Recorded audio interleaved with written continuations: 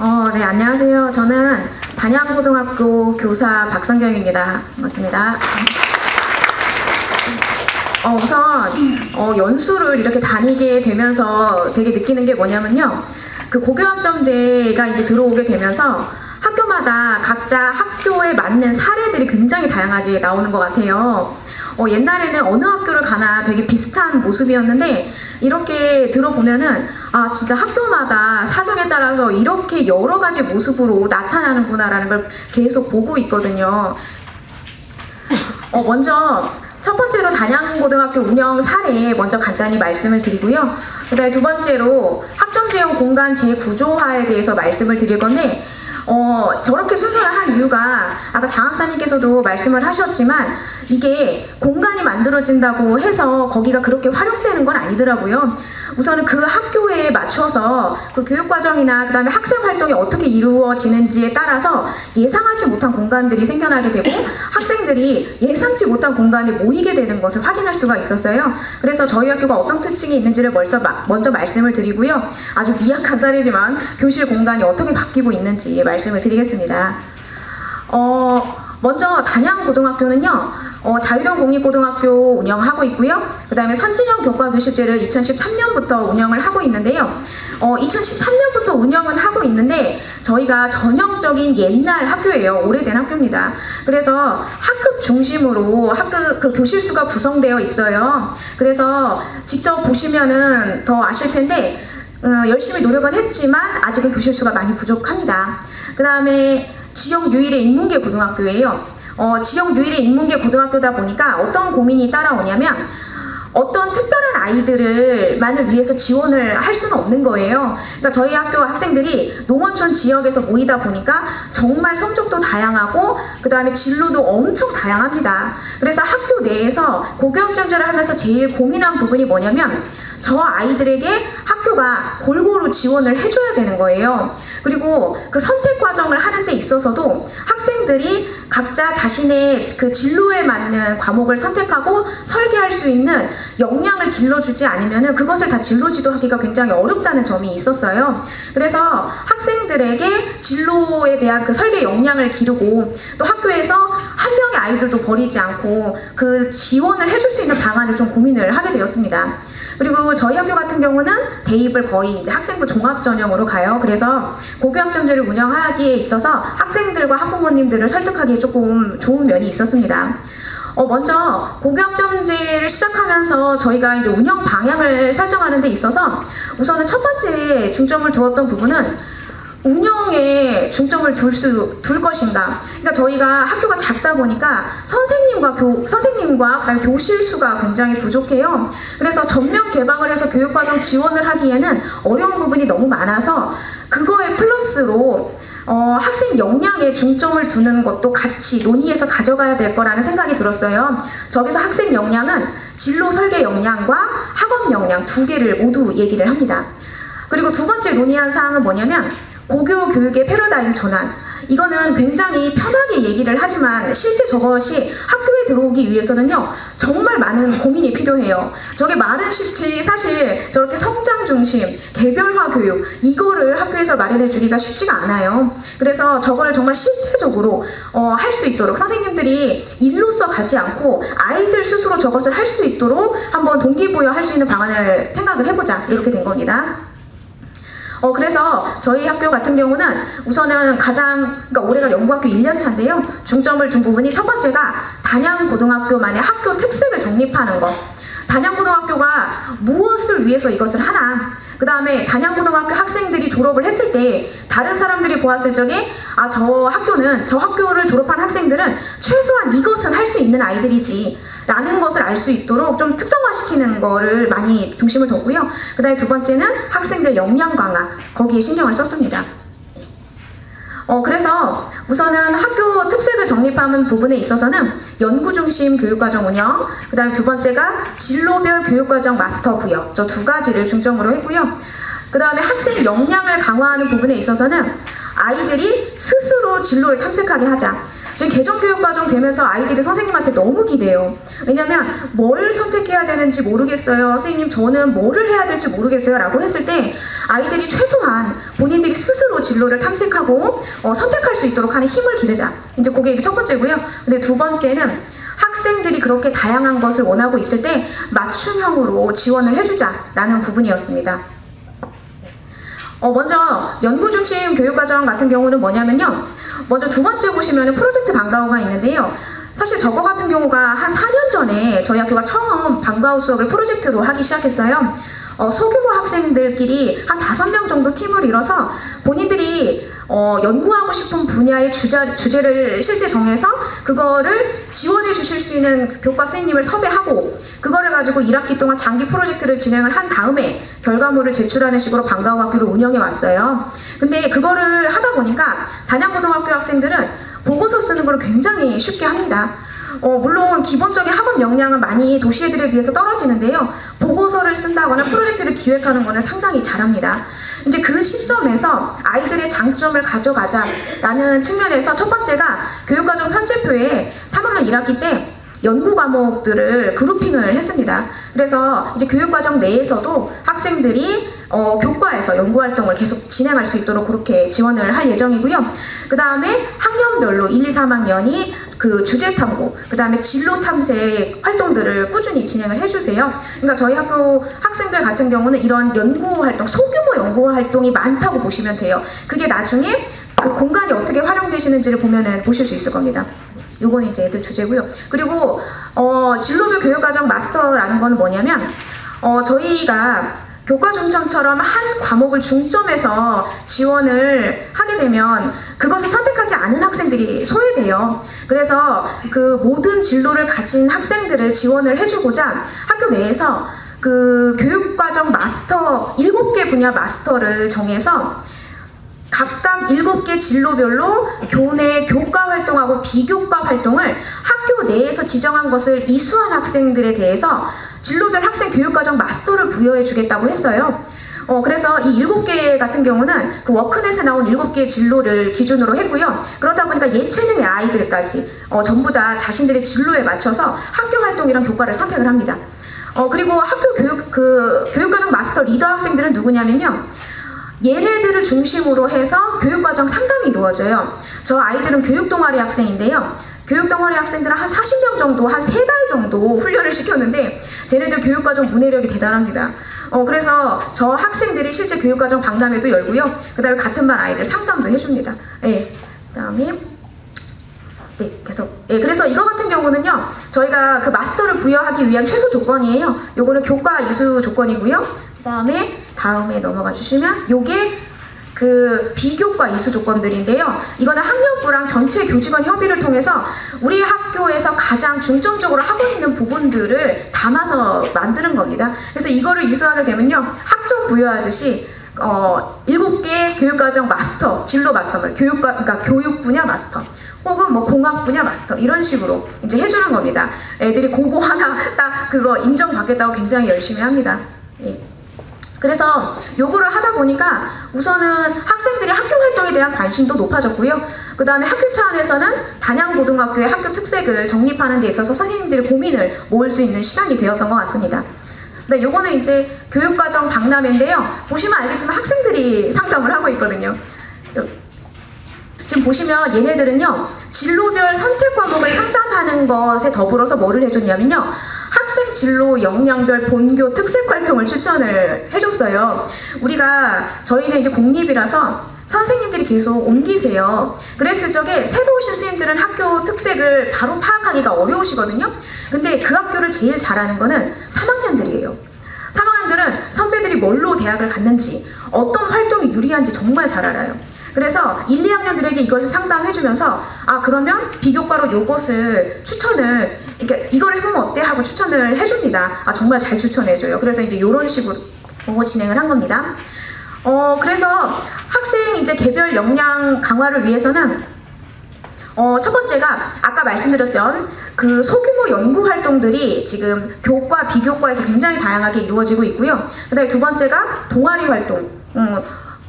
동아리 활동이 굉장히 또 활발하게 이루어집니다. 보시면 알겠지만 거의 다 학생들이 하고 있는 부분이에요. 그 다음에 학교에서는 이런 활동들을 지원해주기 위한 교육과정 마스터를 시행을 이제 시작하는 겁니다. 이제 시작하고 있는 중입니다. 네, 그래서 이런 것들을 토대로 해서 저희가 학점제형 공관, 재구조화를 시킨 게 아니고요. 재구조화가 되는 과정을 본 거예요. 저희가 먼저 학점제형 공간이라고 해서 사실 저렇게 거창하게 논의를 한 건 아니고요. 우선은 교실을 어떻게 활용할 것인가에 대해서 가장 고려한 점 첫 번째가 뭐냐면요. 저희가 교과교실 지금 하고 있는데 교과교실에 대한 활용 범위를 설정하는 게 되게 중요했어요. 저거에 대한 그 TF팀 회의가 작년에 있었거든요. 저희는 모든 교과 시간에 교과교실별로 전부 다 이동하던 학교였어요. 근데 그렇게 이동을 하다 보니까 명분 없이 이동하게 되면 모두가 필요한 거예요. 그 교실이 필요할 때 이동을 하면 아이들도 이해를 하는데 모든 시를 다 이동을 하다 보니까 아이들도 힘들어하고 선생님들도 굉장히 어려워했다는 거죠. 그래서 이거를 융통성 있게 했어야 됐어요. 그래서 2년 전에 그거를 결단을 한 거죠. 전교과 이동하는 거에서 학급 중심, 수업, 그 다음에 필요한 수업 교과실 이렇게 조금 융통성 있게 우리 학교에 맞춰서 운영하자. 그게 첫 번째 방향이었고요. 그 다음 두 번째 방향은 학교 특색을 연계를 해서 구성을 하자. 그래서 소규모 학생활동 지원, 그 다음에 제일 중요한 거는 수업 변화로 인한 이제 공간 지원, 이제 그렇게 방향을 설정을 했습니다. 그래서 아직은 많이 부족한데 지금 1년 차예요. 그래서 지금 1년 차 때 보여진 모습을 좀 5가지 정도로 정리를 해봤는데요. 첫 번째가 학년 중심 공간 배치입니다. 교과교실 하고 있는데요. 동선을 최대한 줄이는 거죠. 그리고 아직은 저희는 시골이라 학급 담임 굉장히 중요하고요. 학년부 엄청 중요합니다. 그래서 학년 중심 공간 배치, 그 다음에 교과교실 주간을 활용을 합니다. 한 달에 한 번 마지막 주에 교과교실 수업을 진행을 해요. 그러면 그 시간에 각 교과교실별로 이동을 해서 그 특색에 맞게 수업을 하는 거고 시간표도 블록타임으로 합니다. 그래서 그 공간의 장점을 최대한 활용해서 몰입해서 하는 거죠. 그래서 1학기에 3번, 2학기에 3번 집중해서 지금 활용 중입니다. 그리고 세 번째가 다양한 크기와 용도의 공간을 확보를 하고자 했고요. 네 번째가 수업 지원을 위한 와이파이 존 2군데 구축을 했고요. 그 다음에 5번째가 학교 전체가 학습 공유의 공간이 되는 거죠. 학생들은 다른 학생들 걸 보고 배우거든요. 그래서 그 학교 곳곳이 학생들의 자료 전시 공간으로 많이 활용이 됩니다. 그래서 제한된 학교 공간 안에서 단양고의 특성을 반영할 수 있는 방법들을 계속 탐색 중에 있어요. 아직은 지금 1년 차라서 고민이 많은 시기이긴 한데요. 우선은 조금 몇 가지를 말씀을 드릴게요. 먼저 지금 교과교실제 운영을 하게 됐을 때 저희 학교 지금 그 평면도인데요. 보시면 여기에서 정말 교과교실의 순수한 의미로 활용되고 있는 데는 과학실, 그 다음에 미술실, 음악실, 컴퓨터실 정도고요. 나머지 공간들은 학급교실하고 병행해서 운영이 되고 있습니다.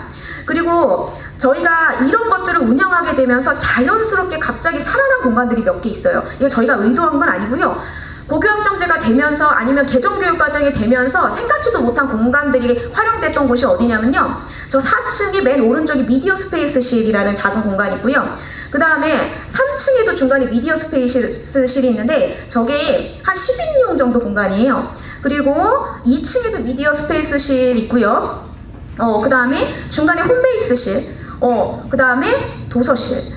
저 공간들이 생각지도 못하게 굉장히 활용이 많이 됐어요. 미디어실은 거의 짐 놓는 곳이었거든요. 그런데 저게 왜 지금 아이들이 많이 쓰는가 봤더니 소규모 활동들을 학교에서 지원을 하게 되면서 아이들이 조금하게 모일 공간이 엄청 필요하게 된 거예요. 복도에 모여서 이야기를 나누기 시작하고 의자만 있으면 앉아서 자꾸 회의를 합니다. 그러면서 저 공간들을 아이들이 예약해서 쓰기 시작한 거죠. 그래서 나중에는 이게 후지원이 된 거예요. 아, 저기를 좀 다듬어야겠다. 예, 그렇게 된 겁니다. 그 다음에 도서실 같은 경우는요. 지금 현재 저희 윤리가 42명인데요. 선택한 학생들이 윤리 같은 경우는 한 교실에서 수업이 안 돼서 도서실에서 수업을 하고요. 그 다음에 국어과나 뭐 사회과나 과학과도 지금 와이파이 존이 도서실에 한 군데 구축이 돼 있는데 그쪽에서 지금 수업을 하면서 도서실의 공간이 엄청 그 유동적으로 지금 활용이 되고 있거든요. 그래서 이제 그런 것 때문에 도서실이 지금 많이 지금 사용되고 있습니다. 그리고 여기 보면은 전형적인 이제 교과 교실의 특성에 맞게 사용되는 과학실은 내실이 전부 다 그렇게 사용이 됩니다. 그리고 그 다양한 교실 및 수업 개선 지원 관련돼서는 크게 이제 세 가지 모습으로 보여지는데요. 첫 번째가 소규모 학습실인데 저게 되게 활용이 잘 되니까 올해 교장 선생님께서 행정실장님과 저 프로젝트실을 하나 더 만들어 주셨어요. 저게 지금 끝에 있는 저기 사진 부분이 새로 만든 공간인데 교실 반 칸짜리거든요. 딱 10명 들어가는 실입니다. 그래서 저거 하나 지금 만들어줬고요. 그 다음에 다용도 학습실로 도서실, 그 다음에 모둠 학습실을 하나 만들었어요. 저 모둠 학습실 같은 경우도 다양한 용도에서 활용을 하기 위해서 만든 건데 조금 이따 다시 보여드릴게요. 그 다음에 세 번째가 열린 학습 공간 및 짜투리 공간인데요. 이제 그것도 사진 보면서 말씀드리겠습니다. 먼저 도서실은요. 저렇게 모둠 활동이 가능하고요. 그 다음에 이거 제거 되나? 저렇게 학생들이 자기들끼리 뭐 골든벨 대회 하거나 할 때도 가능하고 저기는 이제 한 50명 정도가 수용되는데요. 저 공간에서 국어뿐만이 아니고 굉장히 다양한 수업이 이루어집니다. 거기다 올해 와이파이 존까지 구축되면서 그 인터넷을 활용하는 수업들도 지금 진행이 되고 있어요. 그리고 지금 여기 프로젝트실 같은 경우는 지금 눌러주시면 저렇게 돼 있거든요. 지금 보면 회의실처럼 저렇게 돼 있죠. 그 다음에 또 저렇게 돼 있어요. 그래서 저게 딱 만들어지는 날 애들이 얼마나 좋아했는지 몰라요. 이제는 저기 와서 회의도 하고 자기들끼리 한 대여섯 명이 거의는 저희는 수업을 하고 있기 때문에 특히 방과후는요. 예약해서 지금 저기를 막 써요. 엄청 좋아합니다. 만들어진 지는 얼마 안 됐는데요. 저희 학교의 특성상 저런 것들이 정말 필요하구나라는 생각을 많이 합니다. 그 다음에 여기 열린 학습실은 뭐냐면 이거는요. 저기 지금 하나 더 보여주시겠어요? 저기 코너예요. 코너. 저 코너인데 원래 저기에 되게 오래된 책상 하나가 있었는데 애들이 저기를 엄청 앉아 있어요. 그래서 왜 니네 뭐하니 그러면은 맨날 큰 종이 깔고서 그리고 만들고 캠페인 뭐 작업하고 하는데 너무 안 된 거예요. 저렇게 다 부서져가는 책상에서. 그래서 저게 저렇게 예쁘게 책상을 놓고 활동할 수 있도록 지원을 해준 겁니다. 이 코너에 있고 하다 보니까 잘 보이다 보니까 또 애들끼리 동기부여도 되고요. 하는지 안 하는지도 보이고 이제 그런 것들. 그 다음에 여기가 이제 모둠 학습실인데 때마침 3학년 애들이 자습하느라 앉아있을 때 찍어서 저 책상이요. 딱 옆에 누르면은 접혀요. 그래서 저희 모둠도 만들 수 있지만 뒤로 쫙 밀면은 빈 공간이 나와서 요가나 필라테스 수업도 할 수 있어요. 그래서 저기에다가 뭐 다양한 수업을 할 수 있도록 했고요. 그 다음에 저 실도 두 번째 와이파이 존이 구축된 실입니다. 그래서 저쪽 같은 경우도 여러 교과 선생님들이 활용할 수 있도록 그렇게 만들었습니다. 그 다음에 여기 짜투리 공간은 4층의 맨 끝에 공간인데요. 하나 더 열어주시면 저 애 하나 양해를 구하고 찍었는데 저 안쪽에 들어가면요. 저렇게 프린터도 있고 컴퓨터도 있어요. 저희 학교 애들 프린터 엄청 씁니다. 보고서를 하도 많이 제출을 해서요. 그래서 올해 기숙사에서도 그 복사기랑 프린터 전부 다 교체해줬거든요. 그래서 저 실, 저기도 조용히 공부하고 책도 보고 컴퓨터 인쇄도 하는 공간입니다. 전체적으로 학교가 아이들이 뭐가 많이 나오다 보니까 학교 전체가 학습을 공유하는 공간이 되고 있는데요. 저렇게 아이들 활동하는 것들이 계속 나오고 그 다음에 저거는 2층인데 2층에다가 저렇게 해놨죠. 그 다음에 또 올려보시면 저거 애들이 그린 거예요. 저거 미술 동아리 미술 프로젝트 애들이 그린 거고요. 저것도 쭈루루 저 붙인 것도 자기들이 그냥 공간만 있으면 붙인 거예요. 그 다음에 쭉쭉 또 넘겨주시면 저거 게시판, 층별로 과별 게시판이 있어요. 사회과 게시판, 국어과 게시판, 과학과 게시판 이렇게 있는데 거기다가 이제 이렇게 붙여놓는 겁니다. 여기 또 넘겨주시면 요 과학, 이렇게 이거는 영어가 그 2학년 교무실 앞에다가 영어과에서 저렇게 붙여놓은 거예요. 그래서 이렇게 그래서 이번에 수능해야 되는데 다 띠라 그래가지고 굉장히 난감합니다. 네, 그래서 여기는 이제 도서실 쪽에 애들이 만드는 거고요. 네. 그래서 이제 이런 것들을 하면서 이제 앞으로 추가 및 고려해야 될 부분 너무 많습니다. 보면요. 첫 번째, 교구 지원실. 지금 수업이 바뀌게 되면서 제일 많이 필요한 게 그 교구들이, 새로운 교구들이 많이 나오고 있는데 보관할 곳이 없어요. 그래서 교구 지원실 굉장히 필요하고요. 두 번째가 교과별 교실 더 확보가 돼야 돼요. 저희 학교는 기술실도 없거든요. 그래서 저런 것들. 근데 세 번째가 다양한 수업 기자재 확보. 요즘 젊은 선생님들 정말 처음 보는 교구들로 수업 많이 하세요. 그래서 그런 거에 대한 기자재 확보 비용 필요하고요. 마지막으로 수업 기법별 특화실. 이제는 학급이 아니고 수업 방법별 교실이 있어야 되는 거죠. 예를 들어서 그 수업을 위해서 거기를 가는, 국어과이기 때문에 거기가 아니고 그 수업에 적합한 교실. 그런 수업 기법별 특화실이 구비가 돼야 될 겁니다. 그래서 이제 학점 지원 공간 재구조화를 위해서 몇 가지 이제 제안을 그냥 우선 마무리하면서 써봤는데요. 우선은 기존 공간으로 이 모든 것들을 수용하기는 너무 힘들잖아요. 그래서 뭐 가변형 공간이나 지역 시설 활용이나 온라인 학습실 등 기존 공간을 탈공간화 시킬 수 있는 방안들이 같이 논의가 돼야 되지 학교만으로는 굉장히 어렵다는 거. 그 다음에 두 번째는 교과교실제 운영에 그 제약이 너무 많아요. 그래서 그 리모델링에도 너무 엄청 어려움이 많았습니다. 그것을 피해서 만드느라고 엄청 힘들었어요. 근데 마지막으로 제일 중요한 거죠. 공간은 수업의 변화가 공간의 변화를 이끌지 공간을 만들어 놓는다고 수업이 변하는 건 아니라는 거죠. 제일 중요한 것은 수업을 어떻게 변화시키고 학생들이 어떤 방향으로 학생들이 어떻게 그 만들어지고 활동을 하느냐, 그런 것들이 더 우선시돼야지 공간이 바뀌는 거지, 이거를 먼저 설계해 놓는다고 절대 바뀌지 않아요. 세 번째 논의가 가장 먼저 돼야 됩니다. 우선은 저희 학교가 1년치 연구학교고요. 제가 담당자인데 정말 10년 같은 1년을 보냈습니다. 너무 힘들고요. 이거를 하면서 굉장히 마지막에 감수성 충만해서 하는 말을 썼는데 이거 제일 많이 생각한 겁니다. 정답이 있었던 곳이 정답이 없는 곳으로 바뀌기 시작했습니다. 정답이 없어서 너무 힘든데요. 정답이 없어서 학교를 고민하게 되었고요. 정답이 없어서 학생을 발견할 수 있었습니다. 그리고 학교와 학생을 계속 발견해 나가는 우리 선생님들 항상 응원합니다. 예, 발표 마치겠습니다.